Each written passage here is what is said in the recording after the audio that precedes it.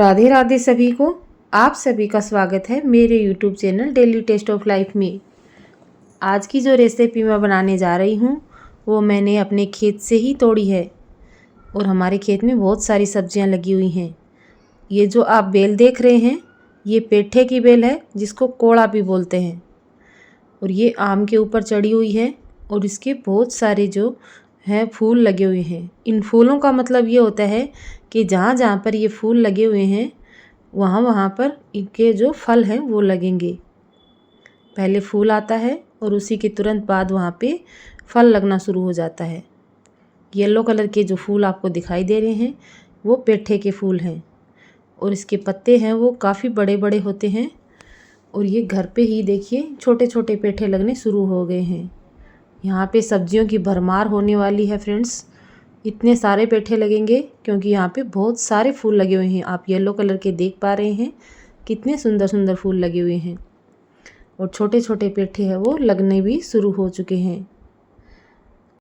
ये बेल और ये खेत दिखाने का सिर्फ एक ही मकसद है कि ये मुझे सब पर्सनली बहुत ही पसंद है, तो मैं चाहती हूँ कि आप सब लोग भी देखिए। अगर आपको आपके घर में थोड़ी सी जगह जहाँ पे कच्ची मिट्टी हो या फिर अपने घर के आसपास या कहीं भी आपको थोड़ी सी भी जगह दिखे तो आप इस तरीके की बेलें लगा सकते हैं। बरसात के मौसम में ये बहुत ही जल्दी लग जाते हैं। इसके बीज को आप कहीं भी रोपित कर दीजिए और ये आपको बहुत ही शानदार सब्जियां देंगे घर बैठे बिठाई। ना ही आपको कोई रासायनिक खाद डालनी है और ना ही कोई अन्य देखभाल करनी है। बस इतना ध्यान रखें कोई गाय या भैंस या पशु इस बेल को ना खा जाए। बाकी ये घर बैठे बिठाए ही आपको इतनी शानदार सब्जियां देगी कि आपको बहुत ही बढ़िया लगेगा। देख पा रहे हैं आप ये पेठे की बेल कितनी फल फूल गई है और ये सिर्फ एक ही बेल है, यानी कि एक ही बेज से ये इतने सारे पेठे या जिनको आप कोले बोलते हैं वो तैयार हो जाएंगे। इनके बहुत ही सुंदर सुंदर फूल आए हुए हैं। अब आगे चलते हैं फ्रेंड्स। आगे यहाँ पे एक घिया की बेल है। घिया जिसको कुछ लोग लौकी दूधी भी कहा जाता है और ये यहाँ पे बहुत ही सुंदर और बहुत ही बड़ी हो गई है। एक लौकी है वो हम आपको यहाँ पे तोड़ के दिखाते हैं।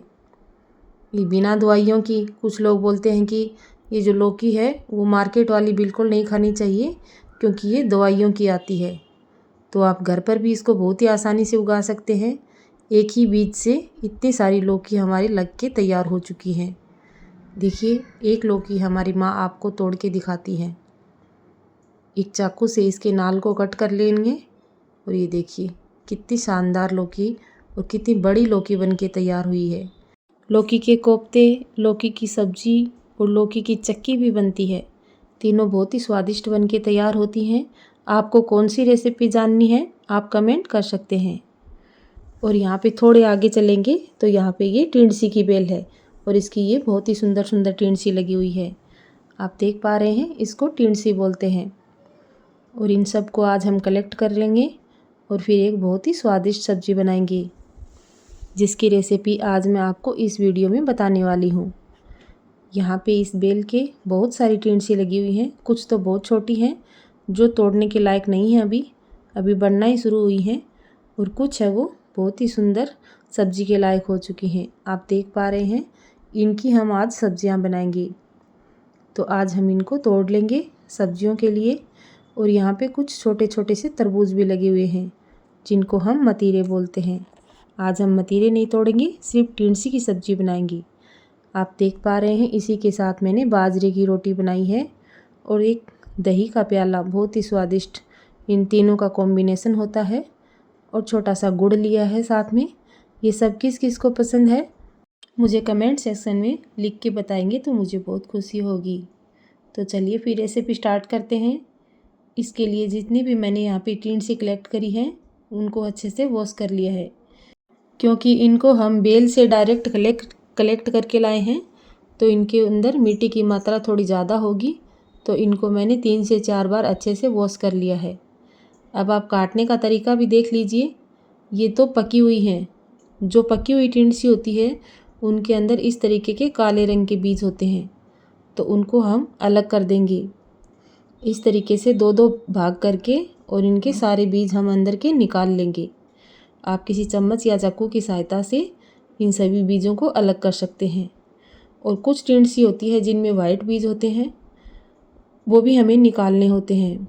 जो बिल्कुल ही कच्चे बीज होते हैं उनको निकालने की आवश्यकता नहीं है, लेकिन ये सारी टिंडसियाँ हैं वो पकी हुई हैं, तो इनके बीज हमें अलग करने हैं। इनका छिलका हमें नहीं हटाना होता है। इनके ऊपर छोटे छोटे से बाल टाइप के होते हैं जो नाखून के साथ में होते हैं, उनको हमें जब अच्छे से वॉश करेंगे तभी वो अलग हो जाएंगे। और हमें कुछ भी करने की ज़रूरत नहीं है, दो दो पीसेस करके बस इसके बीज निकालने हैं। ये देसी टिंडसी है और आज वाली जो रेसिपी है वो हम आपको पूरी तरीके से देसी तरीके से ही बताएंगे। खाने में ये बहुत ही स्वादिष्ट बनेगी। आप एक बार इसका काटने का तरीका देख लीजिए।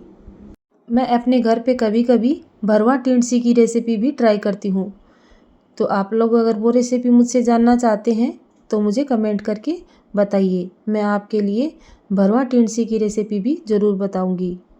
उस टिंडसी के लिए, उस रेसिपी के लिए हमें थोड़ी छोटी छोटी साइज़ की टिंडसियाँ चाहिएंगी, और वो जो मार्केट वाली टिंडसी होती है उनसे भी वो रेसिपी बहुत ही स्वादिष्ट बन के तैयार हो जाएगी। लेकिन आज वाली जो हम रेसिपी बना रहे हैं उसके लिए हमें ये देसी टिंडसी ही चाहिए। सभी टिंडसियों को मैंने दो दो भागों में करके बढ़िया से वॉश कर लिया है, और अब इनको छोटे छोटे पीसेज में अपनी पसंद के हिसाब से कट कर लेंगे। आप इनको अपनी पसंद के हिसाब से लंबा, छोटा, गोल कैसा भी काट सकते हैं। मैंने इनको यहाँ पे बिल्कुल छोटे छोटे पीसेज में कट किया है। एक कढ़ाई के अंदर थोड़ा सा ऑयल लेंगे।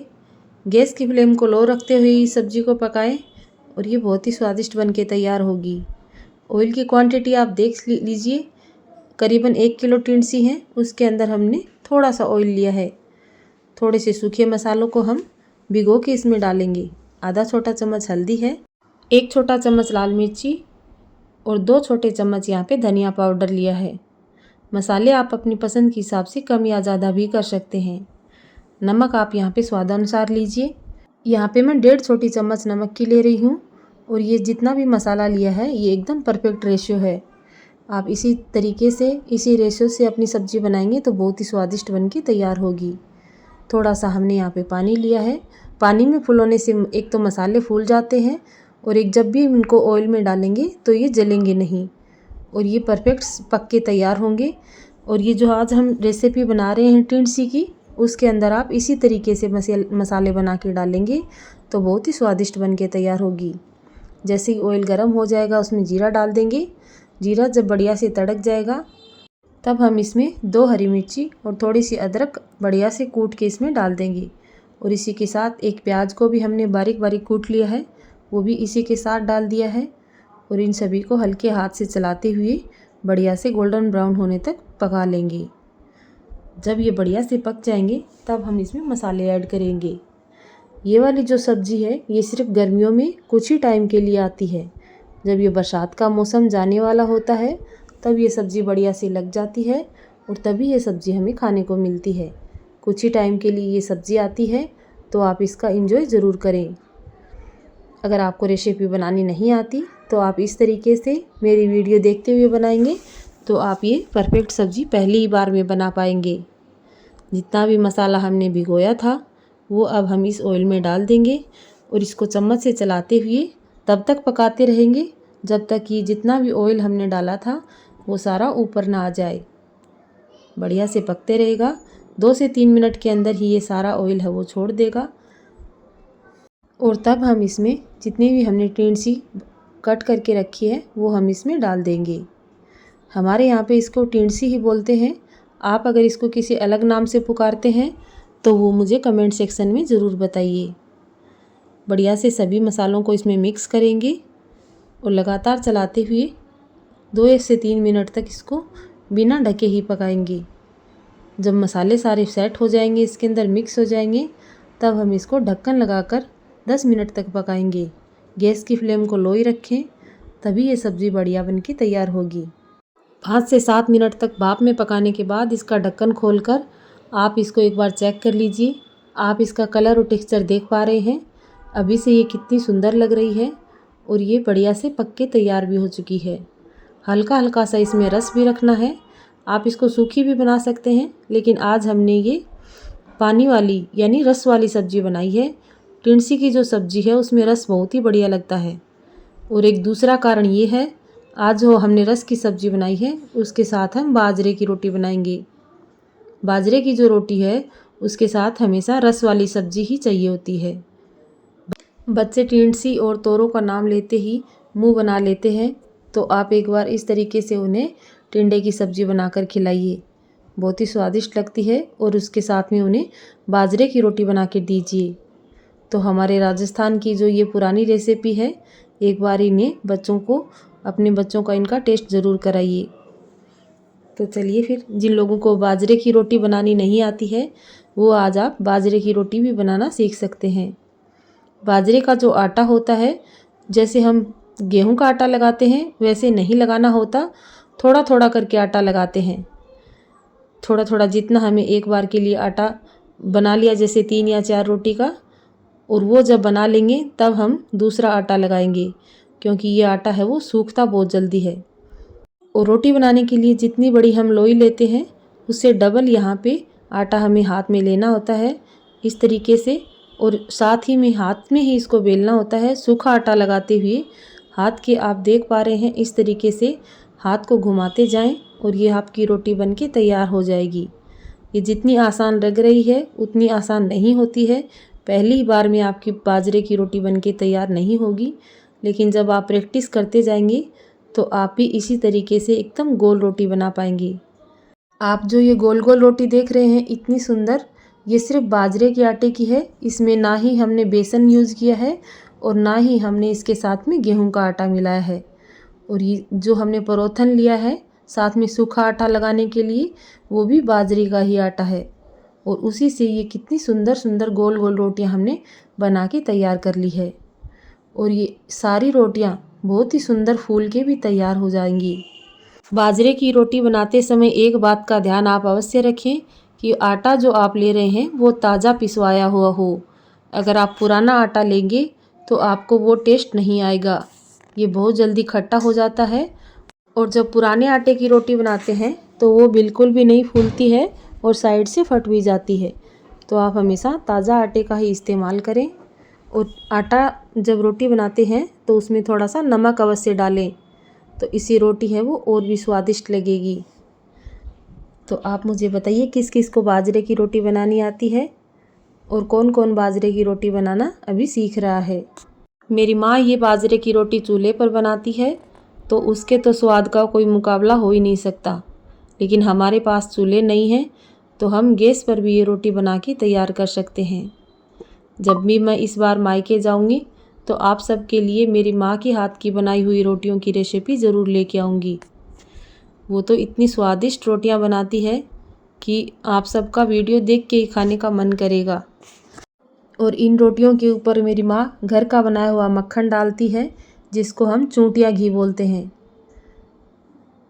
और वो उन दोनों का कॉम्बिनेशन, वाह क्या कहना, मुंह में पानी आ गया आप लोगों को बताते बताते ही।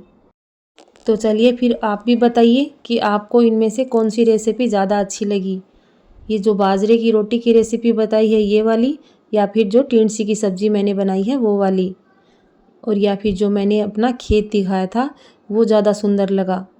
मुझे तो ये तीनों ही बहुत पसंद हैं, लेकिन आप लोग कमेंट करके बताइए कि आपको आज वाली रेसिपी में क्या अच्छा लगा। और पसंद आए तो वीडियो को लाइक करके चैनल को सब्सक्राइब कर लीजिए। और हाँ, बेल आइकन ज़रूर प्रेस कर लें ताकि आप लोगों के पास इसी तरीके की नई नई वीडियो की नोटिफिकेशन तुरंत पहुंच जाए और आप भी इसी तरीके की नई नई रेसिपीज ट्राई कर पाएँ। धन्यवाद।